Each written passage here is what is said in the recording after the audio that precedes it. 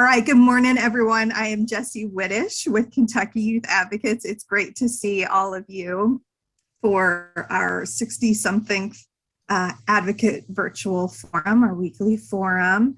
And we are going to be talking today about supporting parents and caregivers, not necessarily parents, of babies. And, you know, there are ways that professionals do that, but also ways that all of us, even in our personal lives as caring community members, can be there for parents of, you know, babies and young kids, including toddlers and frankly, just any kid who's maybe having a rough day. We can all be there for them. So just a reminder that we are recording today's forum as both a video and a podcast. So we encourage you to stay muted, but also drop your questions and comments in the chat. I think this is a really appropriate day if you are a parent or a caregiver or just have little people in your lives and you would like to share some of those caregiving stresses or maybe bright spots or solutions or any of that stuff. That would be a great thread to keep going in the chat. So please do drop those in because we can all you know, use those moments to relate to or to inspire us to action. Today's forum is part of 10-4 week with the Kosair Charities Face It movement. And I'm going to kick it to President of Kosair Charities, Keith Inman, to talk a little bit more about 10-4 week and why today's forum is so important. So Keith, kick it to you. Well, thank you, Jessie, and I really appreciate you you inviting me, and I want to thank everybody for tuning in today. And it's great to see so many people that have tuned in because this is an important week. It's an important recognition of a very great piece of research. You know, 10-4 and everything it means. Because I think we spoke earlier that it's going to take everyone. It's going to take every one of us to help prevent child abuse. And we've got a big job ahead of us, and we all have to do more. You know, for over 4 years, I've had the honor of leading Kosair Charities. And in that time, I've become, I guess, keenly aware of Kentucky's position in the country as it relates to abuse and neglect. We know the stats. You know, we're number one. You know, we love being number one in basketball and football and soccer and things like that. But this is a stat that we'd like to be last in. And you know, we have a lot of issues to overcome. You know, the world we live in now is a little, you know, out of kilter. It's a little crazy. So it's going to take all of us putting our shoulders together and working to end this. I also want to recognize the over 115 community partners of the Kosair Charities Face It movement that reach from, you know, north to south in the Commonwealth and east to west. You know, we're working very hard. We're working every day, and we're trying to work together. You know, I always say that it's adults' responsibility to protect our children. And there's some adults that, quite honestly, need to work a little harder. And maybe are letting our kids down. So it's our jobs to help try to lift up those adults and give them the tools that they need to help keep our kids safe. I mean, our goal at Kosair Charities is we want all kids to reach their full potential, and we want all children to grow up happy, healthy, and safe. So to that end, 10-4 is a big deal for us. It helps gives us recognition tools that we can use, and not only has you know, the governor, attorney general, several elected officials across the state proclaimed this as 10-4 week and 10-4 obviously on October 4th, 10-4 day. The state of Illinois has also done it, proclaimed that. So you know, that's pretty neat. That, you know, but you know, I'm not going to be happy until all 50 states proclaim 10-4 day as the 10-4 bruising day, because it's going to take all of us to help keep our kids safe. And today is, you know, I can't wait for today's program, and because every one of these programs I learn, and I create tools personal tools where I can help keep more kids safe. And we all see it. We all see it at the grocery store. We all see it in churches. We all see it where we can be an advocate for a child and maybe give a parent a respite. So again, let's keep our eyes open. Let's stay focused. But I guess now I could ramble on all day because we all need to work a little harder. And I'm just, again, I grew up in an abusive environment. This is personal to me. I'm not going to be happy till all of our kids are safe. But I want to kick it over to a parent who's going to be our leader for the rest of this program, be our moderator, and that's Carly Mosby-Smith. So Carly, take off. Thanks, Keith. Thanks for joining us as well. So yeah, my name is Carly Mosby. I work for Kentucky Youth Advocates, and I work on several of our statewide initiatives, one of which is the Face It movement. And just to give me a little bit more, just a tad bit more credibility, I'm also the parent of a 1-year-old. So I'm super excited about this conversation. It's something that's hits very close to home for me. And so we have some really great panelists to chat with us today. I'm going to let them introduce themselves and tell you all a little bit about themselves because I never quite do that justice. So, and I hear that a few of them may have some special guests today as well. So I'm going to kick it to Elena first. If you'll just tell us a little bit about yourself and what you do. Come on, mute button. Hi, everybody. Good morning. My name is Elena Diehl, and I'm the creator of GrowBabyGrow, which is a creative dance program for families. It's a play group program for families with babies, newborns, all the way through preschool age children, where we come together virtually these days to play and learn together. And I brought my baby doll, Lucy, who is kind of famous anymore. But Lucy and I model together playtime activities that our families, that I'm instructing our families virtually over, we have flat friends is what we call each other these days. So baby Lucy is really helpful in helping me to model play activities for parents and their little ones.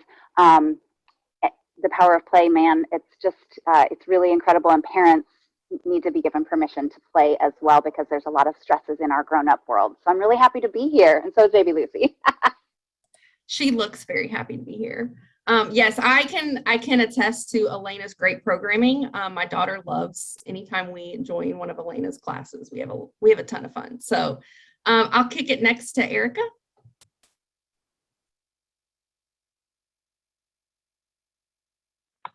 It's only hard to find mute when you're trying to unmute yourself. Okay, I'm Erica Wade. I'm the executive director of the Center of Owensboro, Davis County. We are a community resource hub here in Owensboro, heavily concentrated on family and children. So we provide supervised family visitation rooms here, parent coaching, parenting classes. We have an on-staff therapist that does parent-child interaction therapy, a lot of family therapies and therapy with just kiddos alone. A lot of family outreach, which is a lot of the programs I'll be touching on in my answers here today. I apparently need to name our baby, but our baby's a little less happy looking.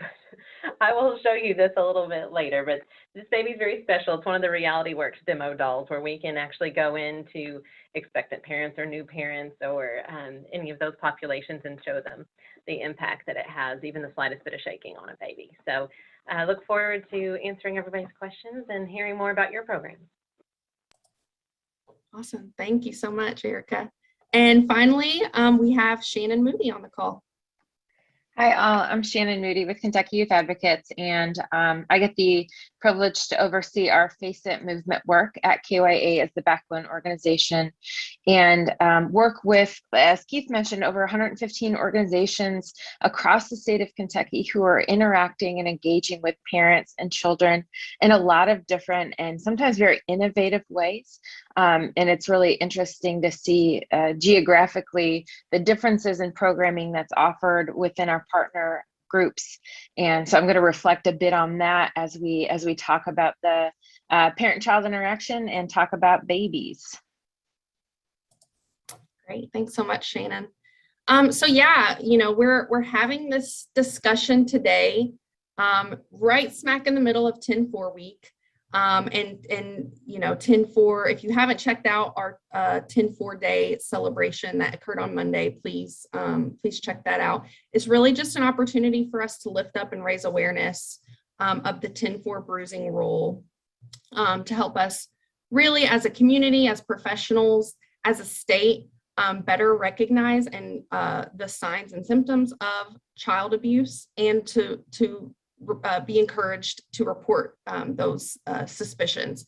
But you know, one of the things that we often talk about is we want to intervene before it gets there, right? And so today's conversation is all about that prevention.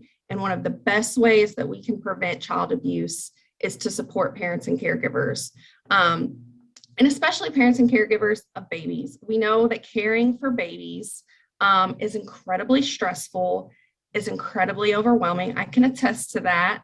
And parents, you know, may not know what is developmentally normal for a baby, that babies cry for no reason sometimes, and that is normal. Parents may not know how to interact with their babies in ways that really help with that bond and that connection. And so it's so important for us to encourage and lift up parents and just to support them in a variety of ways. So to our panelists, how are you all reaching out to those caregivers? How do you ensure that you're touching base with them, especially in the middle of a pandemic where isolation has been so intense and overwhelming for a lot of people? How are you all interacting with parents, and what type of info do you try to share with them? And any of y'all can go first. Okay, I'll go ahead and touch on that. We actually, right before the beginning of the pandemic, it was, I think, February of 2020, partnered with our local HANDS group, because I can't be on anything that I'm not talking about collaboration, because I think that's the way to move the needle. We really have so many fantastic programs across the state, and the more we work together, the more effective we're going to be. So with HANDS, it was actually a collaboration between Green River District Health Department, which covers the 7 county area, and the Center, HANDS, Owensboro Health, and the Child Fatality Review Board. This grant was called Safe Sleep and Shaken Baby Education Campaign.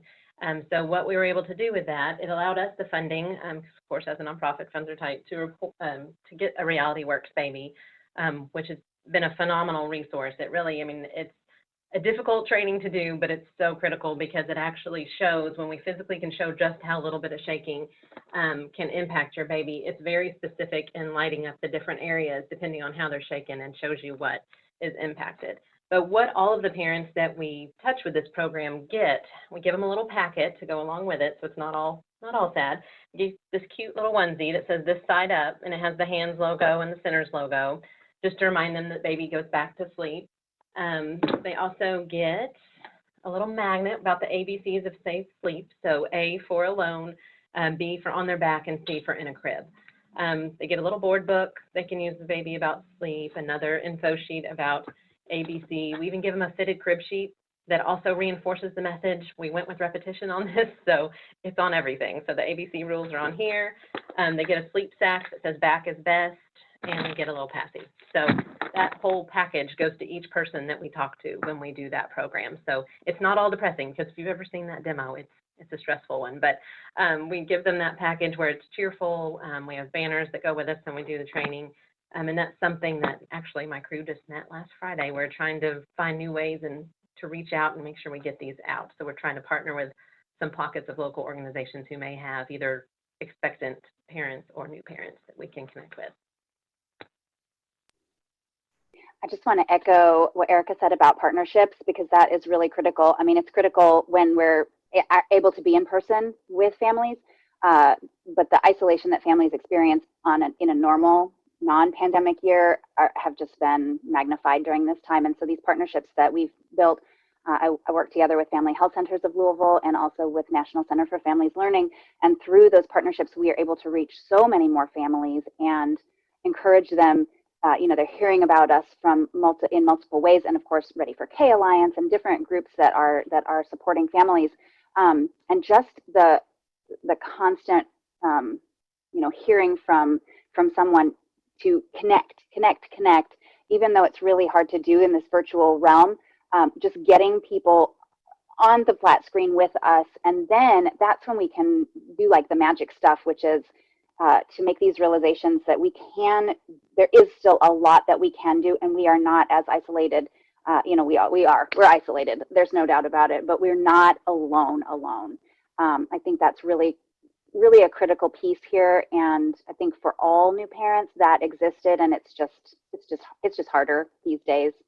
But those partnerships of getting the word out to families in the community and from either organizations or people that families are already connected with and that they already trust. There's already a trusting relationship there. I think that's really critical, especially during this time.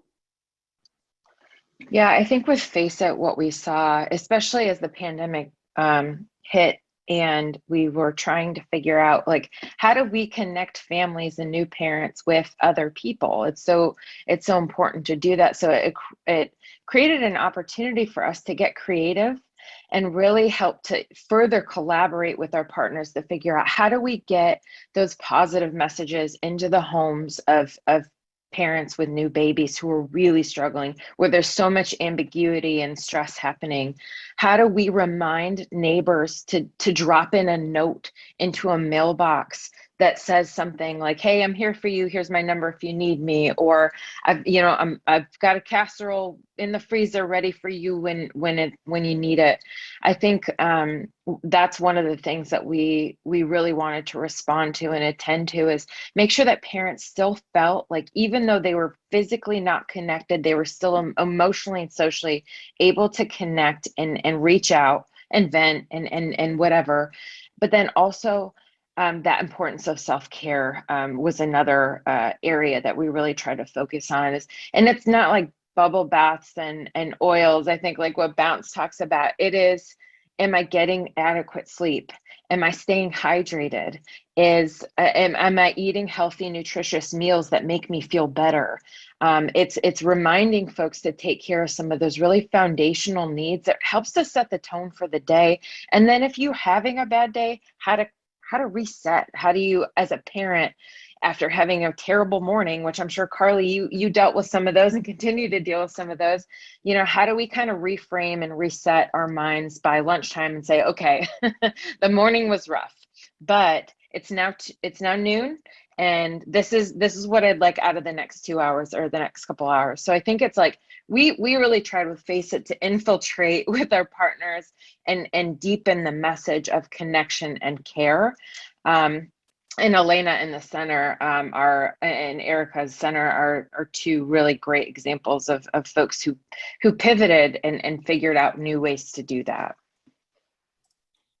Yeah, and that's so important. I'm glad you all mentioned that we have roles to play, not just in our professional lives, but as individuals and as friends of people who are having babies and of family members of people who are having babies. We all are able to provide that support and just encouragement that I think is just so essential.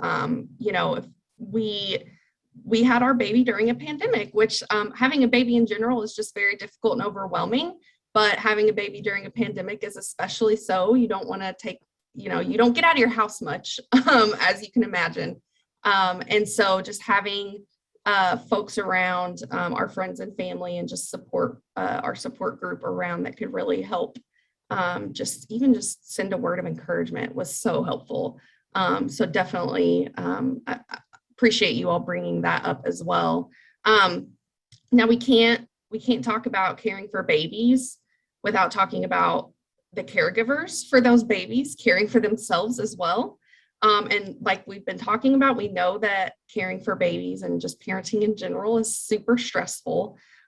So how can we, what do we look for in moms and dads, even grandparents or anyone really who is caring, who is acting as caregiver for these babies? What do we look for to see how they're handling stress, to make sure that we're able to check in with them when we need to? How can we help parents and caregivers build that resilience? Here at the center, we're in a unique position in that with our visitation spaces, we have a lot of families we have an opportunity to build a relationship with. We still see that very much as a prevention piece, even though it's already a visitation situation. No two families are the same, and oftentimes the visits that's happening is not between the accused abuser and the child. It's usually a new placement, or we have all kinds of different situations. But we have learned to watch very closely because they don't know what they don't know. And so often we are getting young parents who've never parented before, and maybe were not parented themselves. So we've kind of had to change our mindset as a staff, and not assuming that everybody knows what to do when they come in, not to assume that everybody was brought up the same way. So we had to adjust our lens as we are supervising those visits. We also had to kind of redefine how we supervise visits. So yes, we record audio and video, and yes, we're doing the DCBS checklist, and we're going to let the first couple visits happen. But if we see that there's a gap there, maybe they took a parenting class somewhere else, not with the center, so that box has been checked, but we're still seeing some deficiencies there, we make sure that we connect with that social worker, or connect with whoever's in charge of that case, that caseworker, and get permission to do visitation coaching. That's kind of a new thing that we've started here at the center, and that means that we put one of our team members or one of our family outreach folks in the room who can model some of that behavior and really show them how to deal with, okay, when baby does this, you do this, or when, you know, how does this make you feel when this happens, or what triggered that, and here's how to deal with that. So we try to give them those tools and just really reparent the parent, because you can't assume that just because they have 4 children that they know what they're doing. A lot of them weren't parented themselves, so we've really had to kind of learn some grace there and bring in those tools and really just be supportive to the families that we have, and see that as a big role in the prevention that we play, is giving the parents that we have the opportunity to see every single week some more tools, so that when they do leave us, that we feel that much better about how that's going to go in their reunification.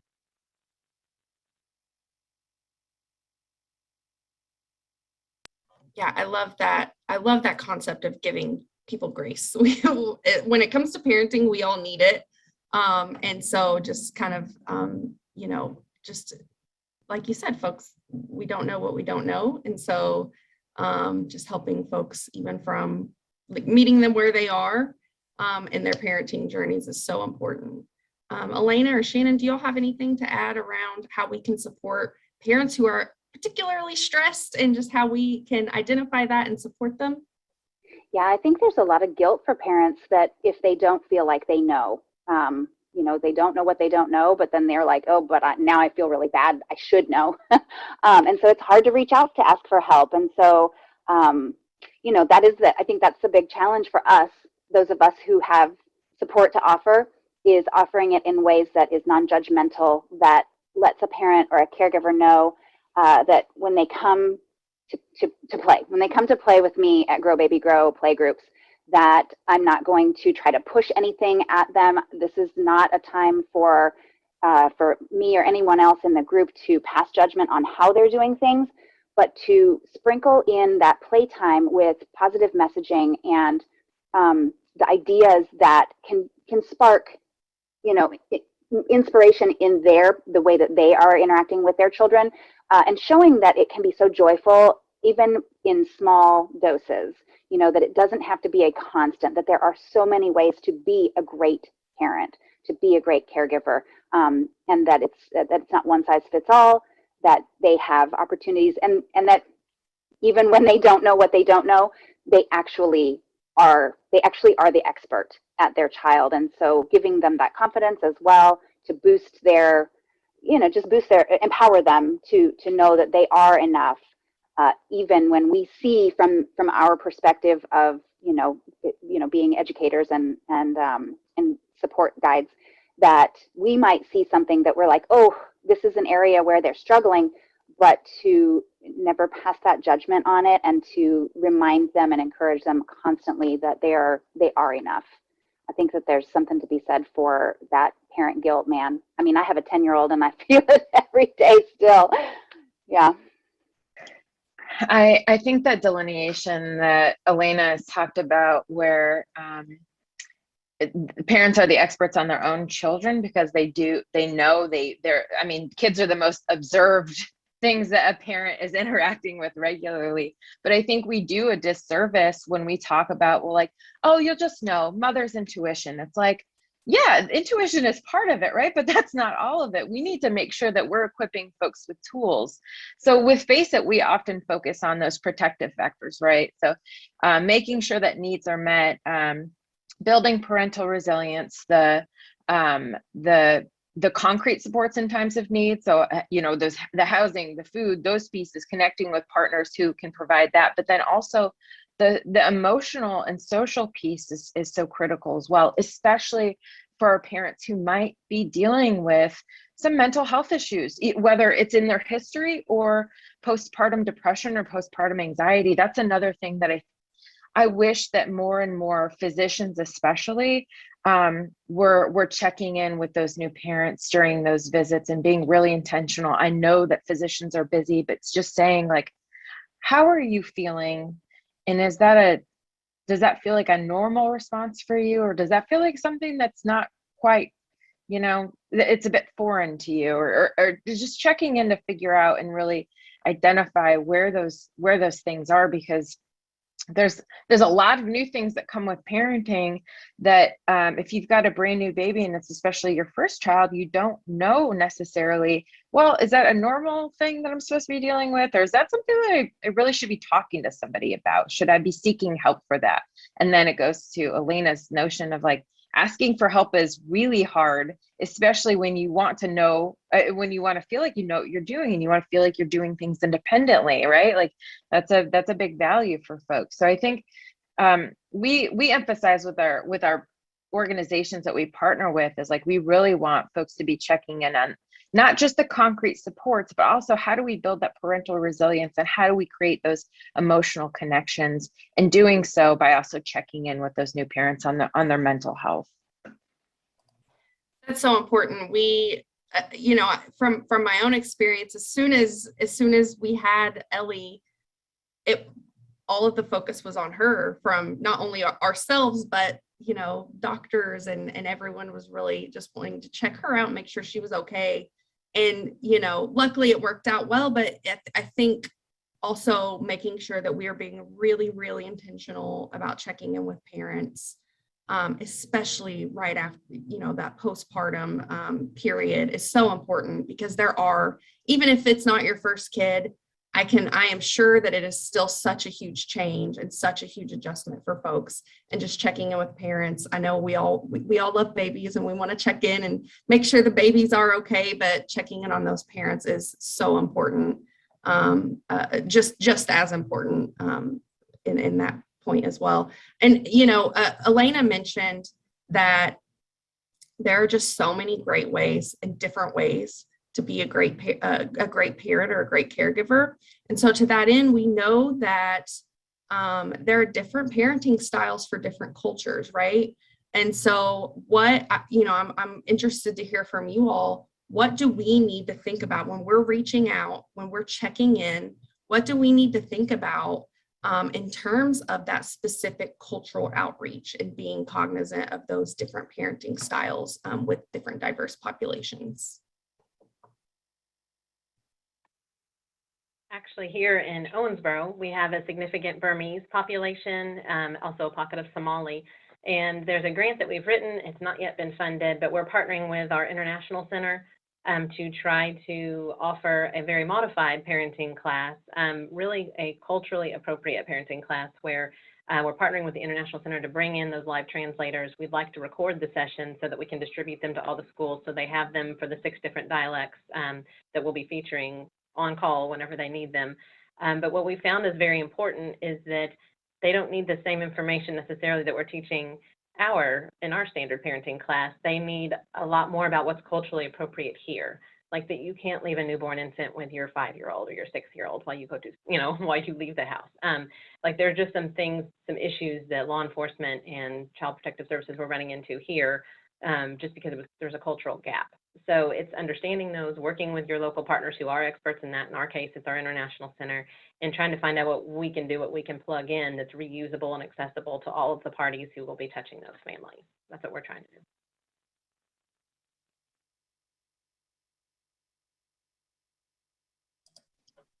I think for Face It, one of the things that we're trying really hard to continue to partner and collaborate on is with organizations who are situated and within the communities that we're talking about. So for example, we are partnering really strategically with La Casita Center on how to co-create messaging for the Latinx community around those cultural norms, like what abuse and neglect is. Is it beyond just, you know, physical abuse that we should be looking for, and what does that look like? But really face it, and our KYAers we are learning a lot about the Latinx community in like the many different countries of origin that folks are from in Louisville in particular, to gain that cultural humility and to figure out how we partner and really help to provide our expertise, but the folks in the community are the lead, and they are the ones who are directing the work and identifying the gaps and identifying where we need the information to go and how we talk about it and what those norms are. So with Face It, we're trying really hard to identify those key partners within those communities and say, this is what we know based on the research. Can we bring this information and partner and create opportunities for learning and education and awareness building based on your level of comfort, your openness and willingness to let us in, and then go from there. So we are doing it. We're pretty methodical and slow about it right now, but we want to do it well, and we don't want to just come in and say, this is what you need to do. You know, like there's a lot of things that myself as a white woman need to figure out and learn before I'm going in to different communities. So that's what I think that's how we're trying really hard to be intentional and humble. Those collaborations are incredibly important. And I feel really fortunate that in my little zone here of dance and movement and play and song and rhyme, that song and rhyme are very, I won't say universal, but almost universal. And so when I have the opportunity to be in small groups, because our groups are generally, you know, both virtual and when we were in person, they're not huge groups. So there's an opportunity for when we're singing a song, or, you know, when I'm in rhyme time, that I can connect with the other caregivers there to say, what was your favorite song when you, or what songs did you learn it from your, you know, your home? What was your family's, you know, nursery rhyme that you remember from your grandparents? Or, and just bringing out those from the participants. So it's a collaborative effort within this small group environment. I think that's super empowering for families, and I think that puts another sense of belonging. We all want to belong in a community, and creating new communities where we are bringing our special, everything from our special background into it.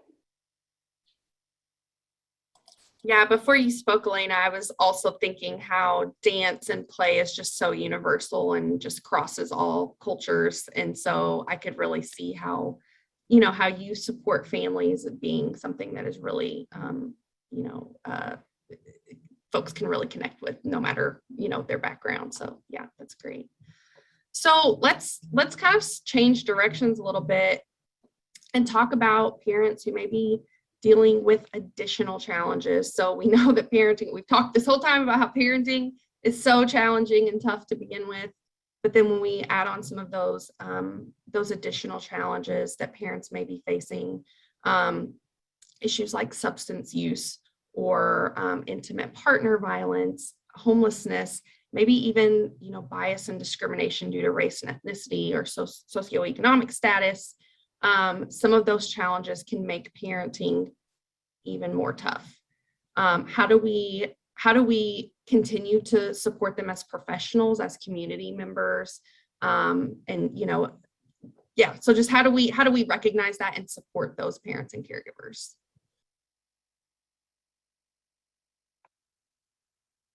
Okay, so I think so much of addressing those specific issues, it's in relationship building, like everything else. I think you've got to build trust with those individuals. You've got to earn their trust and not just give a referral. You've got to follow back up. You've got to make sure that connection works. You've got to continue to foster that relationship by continuing to care. It can't be a one and done. A program made possible by Kosair Charities that we're super excited for launching in our school systems, both of them this month, is our family enrichment program.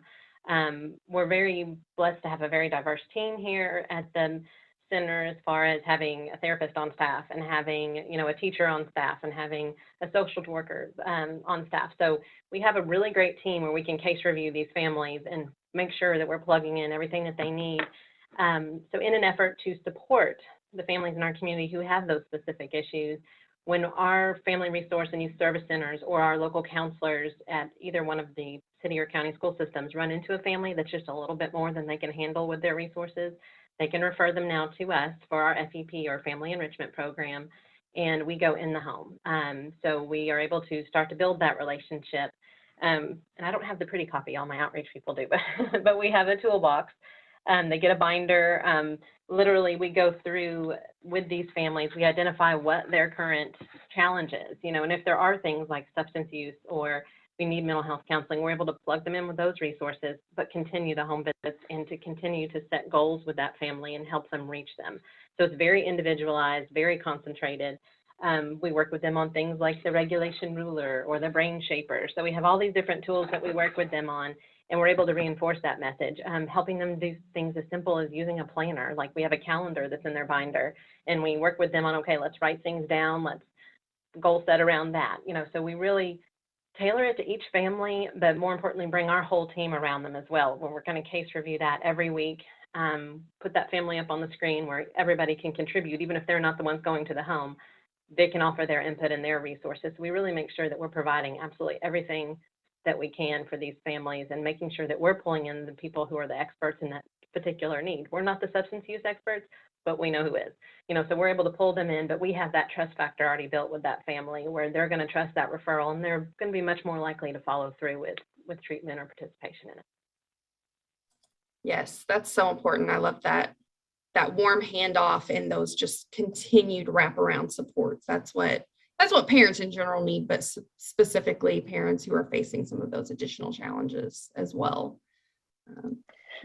I think knowing what's out there too is really important. Knowing if you know somebody who's pregnant or parenting a young child who is struggling with sobriety or substance use issues, knowing that there are organizations like the Center or like Volunteers of America or Choose Well Communities or other if you're struggling with like achieving education, places like Family Scholar House, there are supports and services out there. Sometimes it's just knowing that they exist and connecting with folks who know. So I think on the professional side of things, it's really helping partner and collaborate and amplify what other folks are doing. And then if there is a gap, helping other people recognize that there's a gap and taking that to legislative leaders or cabinet officials and telling them like, we're seeing this issue and it's not, there's nothing out there to support it.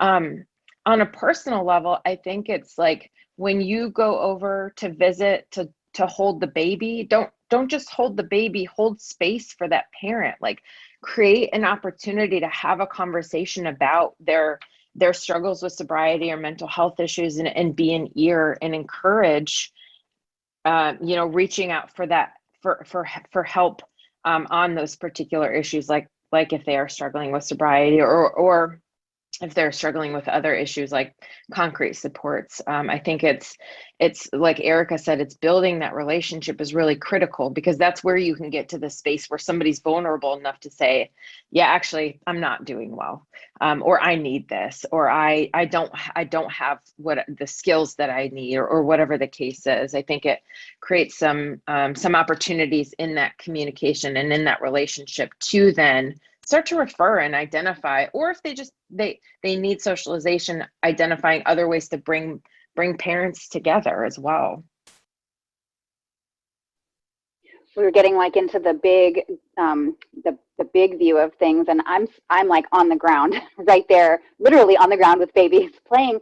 And I when I'm working with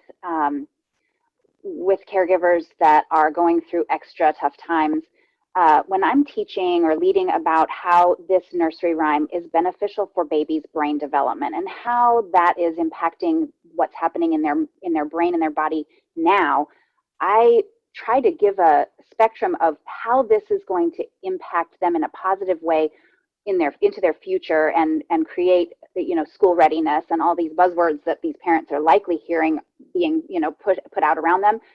And when I'm teaching about how this is impacting their baby's brain development and how babies need this balance of exploration and recuperation, I also try to be really, nurturing and gentle and delicate in how I also frame that as this is also a way that your brain is still able to grow and change along with your baby. And so as they are learning about how to care for their baby, I am trying to give them this tool for themselves as well. And I think every parent needs that, but especially parents that are going through extra stuff. And when they recognize that what they're doing, these positive things that they're able to do with their baby by singing a nursery rhyme, something that's really pretty accessible, they're also benefiting themselves. And I think that those going hand in hand is really important. And knowing that, I know that when they're playful, a grown-up is playful, their brain is also changing in a positive way. So that's something that I try to highlight in a gentle way so that, again, parents don't feel shamed by what I'm saying to them, but they also feel, instead of feeling shamed like, oh, I should have already known that, or I should be that already, which is it's a really easy trap for parents that are struggling already to fall into, just giving them just a little bit more to say, this is good for you both. And that, I guess, is that mothering instinct that I bring into those one-on-one relationships that I'm striving to be with these parents. And so I really feel like, for me, it's such an individual one-on-one or small group environment where we're trying to support each other's growth, not just for their babies but for themselves as well. And I think we've already been talking about how that kind of self-care is so critical. Yeah, I love that. And I've heard you, Elena, on multiple occasions talk to parents about how it's never too late to start doing these things, no matter how old their kiddos are. And I think that also translates to themselves too. It's never too late to play and to interact and to grow and learn and change. And so I think that's just such an important such an important message that you give out to parents, not just about their kiddos, but about themselves too. So we had a question in the RSVPs that I want to get your all's thoughts on. And this is more around like how we integrate babies with maybe some older kids that we have. And so the question is, what is the best way or the easiest way to explain to older children how to treat the youngest one? So how do we make sure that we're instilling some of those those principles with our older kiddos around really caring and nurturing for the babies in the household? I'm 100% stealing this from our local hospital's prenatal. They do a great job with prenatal ed and doing the sibling class, and they have a cutesy name for it. I don't remember what it is, but there's a sibling class where they get a t-shirt and they get they practice, they get to bring their own stuffed animal or baby doll or whatever something special to them is, and they teach them how to care. But I know in our environment, there are a lot of times we do have older siblings mixed with babies, and really giving them a responsibility, involving them, we have seen be the single most successful.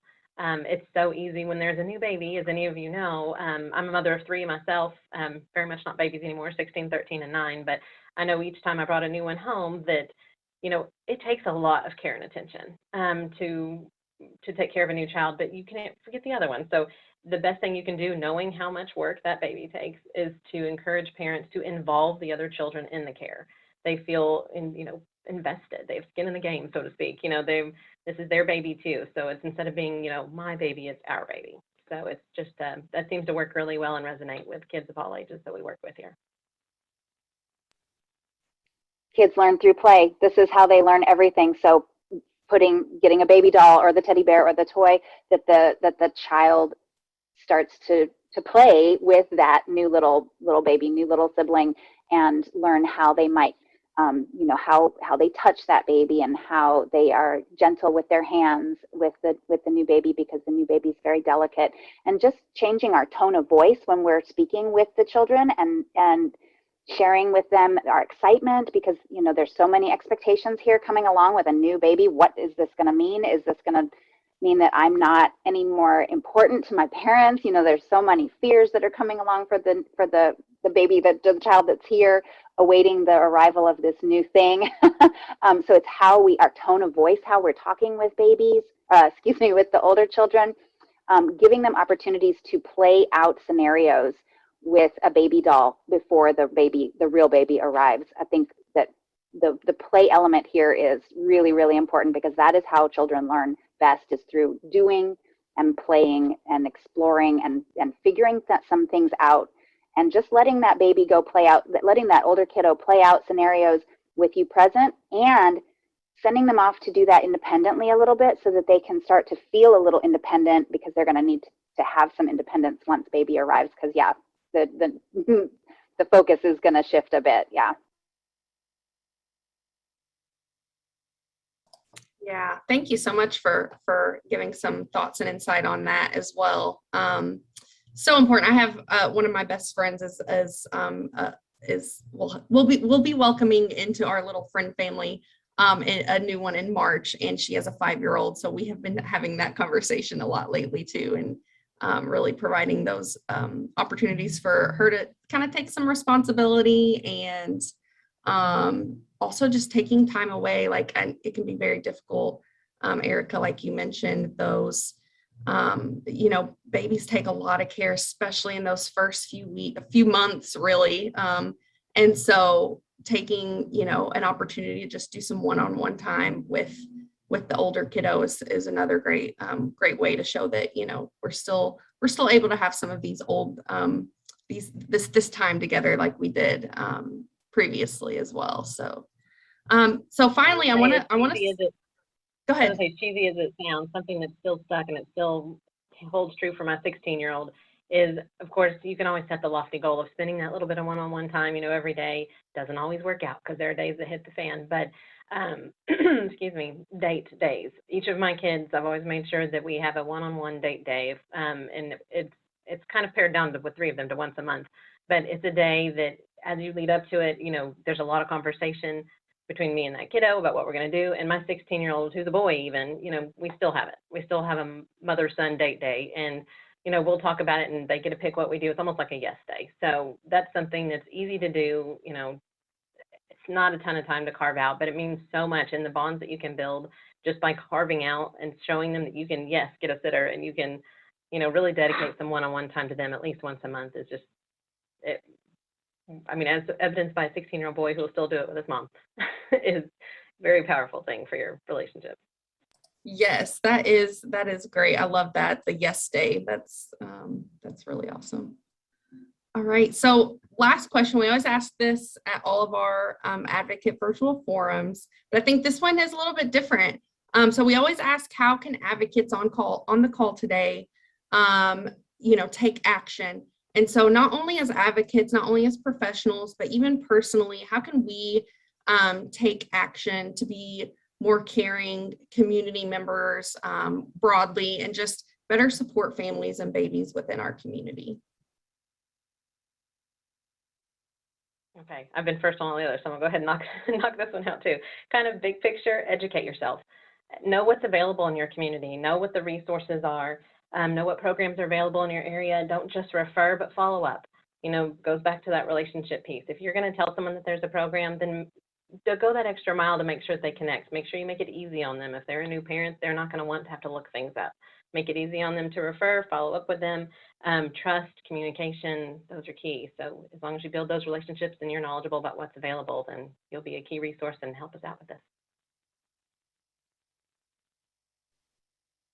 Buddy up, have your, if you've got a client that is, that you're like, oh, that client would really be a great buddy for this new client that I've got, have them buddy up and join a group together, so that they have each other when they log in to Zoom. They may be logging in from their separate locations, but they know the other one's going to be there, so that there's a little bit of a safety net there, so they're not alone coming into a new environment.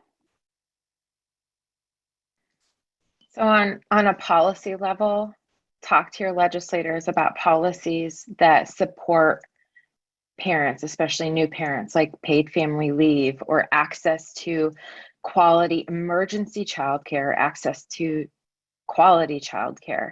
And then on the personal level, be somebody's emergency contact. Like, be the person that somebody can call and say, I need to drop my kid off because my parents in the hospital, or I need to take the dog to the vet, or be explicit about it. Tell that person that you love or that you have that relationship with, call me when you are dealing with those crises. You don't have to think about it. Put me in your phone as emergency contact. Call me. I'm here to take care of your kid or your pet or whatever, so that they know that they don't have to think about it. They can just pick up the phone or text or whatever. I think that's really critical for people to know that they at least have one person. I love all of those. Those are really great, tangible things that we can do as advocates, as friends and family, as community members, as professionals, to really help support families. And we know that when we support families, when we support parents and caregivers, we are preventing child abuse. So I just want to thank our panelists again. This has been a really great conversation, and appreciate you all providing your input and your insights to this group. I am now going to pass it to my colleague, Alicia. Thanks, Carly. So I'm Alicia, also with KYA, and I also just want to say a quick thank you to our panelists. You guys provided a great conversation today, and then of course we have to thank Aetna Better Health of Kentucky for supporting our Advocate Virtual Forum series, including today's. And as another new mom that is on the KYA team, newer than Carly, my little one is almost 12 weeks now. So this is a really great discussion for me personally, and for just that reassurance that it is challenging. It's probably supposed to be challenging, but there are so many great supports and resources, and just people out there who are willing to help or listen or connect new moms with something that they might need. So thank you all for having this discussion today, very important. And as we did hear earlier, this week is 10-4 week. So we're offering trainings every day this week, all about the 10-4 rule and pediatric abusive head trauma. These do include free CEUs for some professions. So there should be a registration link being dropped in the chat if you guys are interested. And then that will also be included in the follow-up email if you do not already have that. So looking ahead to some upcoming forums, next week we're going to be discussing the early childhood workforce and also the early childhood ecosystem. So those educators are so important. We know not only in setting our kids up for successful learning, but also in helping kids and their caregivers navigate the challenging times that we talked about today. So as always, the follow-up email will include a recording of today's forum, along with all the other resources that were discussed and more information about 10-4. So with that, I would just like to say thanks everyone for joining us today, and I hope you all have a great rest of your day.